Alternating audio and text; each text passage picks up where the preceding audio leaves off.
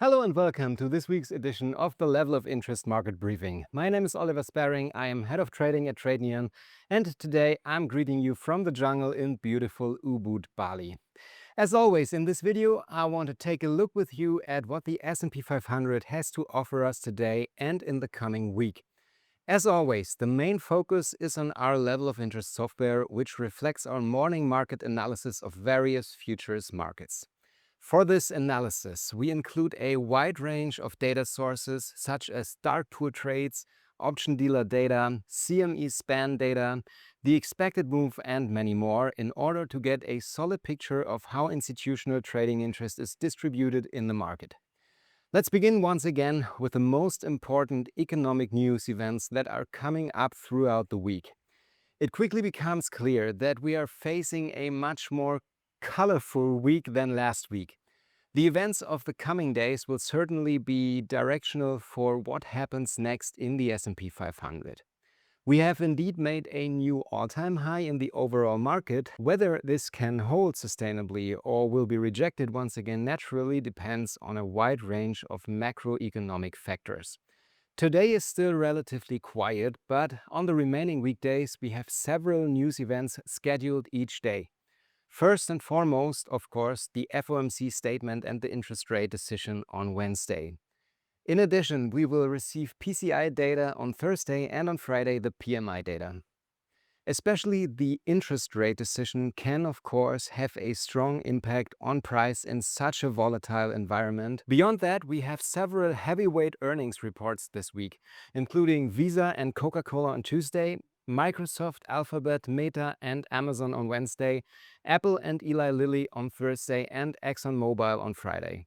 The numbers from the large tech giants in particular will naturally have an enormous influence on the market. I assume that today and tomorrow will be relatively quiet days as the news events are secondary and the major earnings only start from the middle of the week onward. So it is reasonable to assume that the market will first take a bit of a breather before the truly interesting data starts coming in from Wednesday. Above everything, of course, the political situation is still hovering over the market and it still remains uncertain, difficult to assess, and ultra volatile. The US negotiating delegation has been withdrawn. The Iranian foreign minister is visiting Moscow, and an agreement regarding the Strait of Hormuz still has not been reached. The entire situation continues to hang over the economy like a sword of Damocles.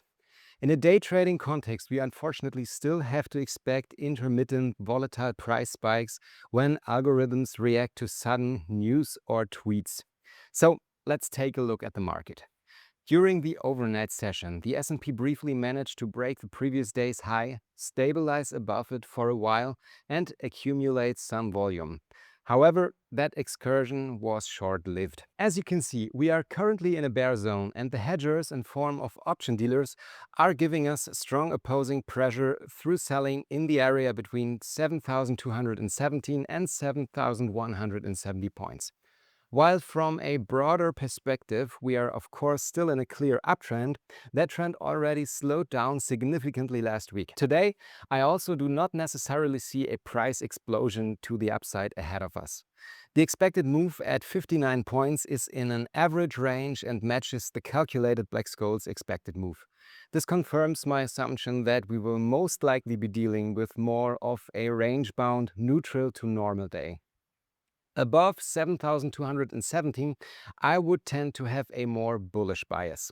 Until then, however, we can look for potential short entries at the levels. In the lower price areas, for example at our previous week's VWAP closing price, the lower expected move at 7,138 points, and the span interval at 7,123, we can also find worthwhile locations for potential long entries. But please always remember, LOI only provides us with the context and the locations where we want to think about trades. The whole thing only works in combination with a statistically confirmed and well backtested trading system that defines our exact entries and exits. The where we trade therefore comes from a level of interest, the what comes from our trading system or setup. As always, our final look goes toward Volland. Let's first take a look at the 0DTE gamma data. Here we can see very nicely how between 7,135 and 7,185 points in the SPX, we are in an area of negative gamma exposure. Here we have to expect fast price movements as dealers amplify volatility at these levels. Under normal market conditions, VANA tends to create selling pressure in this area, which is why we classically refer to this as a bear zone. Also noticeable are the two larger positive exposure bars at 7,130 and 7,200 points. At the current point in time, I would view these as the framework of the market from a dealer hedging perspective. At the lower level, support can be expected. At the upper level, resistance. The weekly profile still looks quite wild and not very clear at the moment. Here we should wait another day or two in order to make a clearer statement about how things may develop over the next few days.